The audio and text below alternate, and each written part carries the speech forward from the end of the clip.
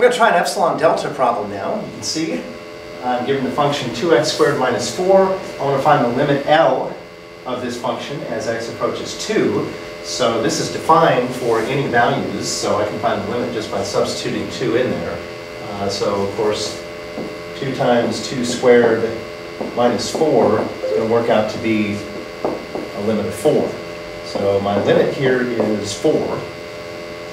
And moving along, once I have that limit, I want to find a delta that results in an epsilon value of 0.3 that makes my function within epsilon units of my limit of 4 as x approaches 2.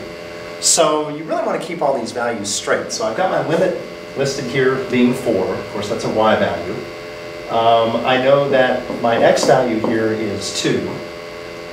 I don't know my delta value, which of course is supposed to go with my x value, and my epsilon value, which is supposed to go with y, is 0.3. So what I'm saying is, I want to find the range of x values that I can have above an x value of 2 and below an x value of 2 that'll guarantee that my function stays within 0.3 units of that limit of 4. Okay, so in other words, that function has to fall within 0.3 units above and below 4. Means that the function has to fall between values of 4 plus 0.3, which is 4.3, and 4 minus 0.3, which is 3.7. Okay? And basically we can just find these two values separately. I want 3.7 to be less than 2x squared minus 4. And I can solve that equation. I'm going to subtract the 3.7 from both sides. It's going to be 0 is, or I'm actually going to add 4, sorry. Add 4 to both sides here.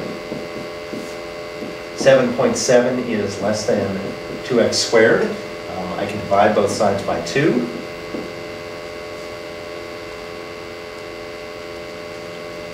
And so I get 3.85 is less than x squared. When I take the square root, I'm going to get a positive and a negative, but remember I want the values that are near an x value of 2. Okay, so the square root of 0.385 is about 1.9621. So x has to be greater than 1.9621. Okay, on the other side here, I want to figure out what's going to make 2x minus 4 less than 4.3. So I have 2x squared minus 4 is less than 4.3. Again, I can add 4 to both sides. I get 2x squared is less than 8.3. Divide by 2. When to get x squared is less than, in this case it's going to be 4.15. And I can take the square root of both sides. Square root of 4.15 is approximately 2.037. Okay, so it has, x has to fall between 1.9621 and 2.0372 rounded. Now keep in mind at the end, delta is not these two x values. Delta is the change from that x value of 2. So I need to figure out how much bigger is this than 2, which of course would be 0.0372. I can subtract this from 2 to see how much smaller it is. And that's 0.0379. And remember, I need the biggest value that will work for both requirements. Okay?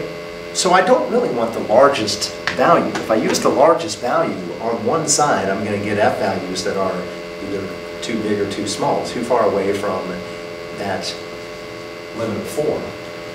What I really want to do here is to pick the smallest x value out of the 2. That guarantees that my function will always fall into the range. So in this case, my delta value is equal to approximately 0.0372. And that's how you finish your epsilon-delta problem.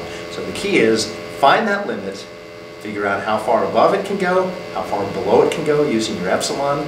Find those two boundary values, the high value and the low value, and then find out how much that changes from the original x value. That's the key. But you really have to be careful. Make sure you know what your limit is, that your limit is a y value. Make sure you know what your x value is. The delta refers to an x value or a change in that x value. And if you can keep all those things straight, really these problems aren't all that complicated.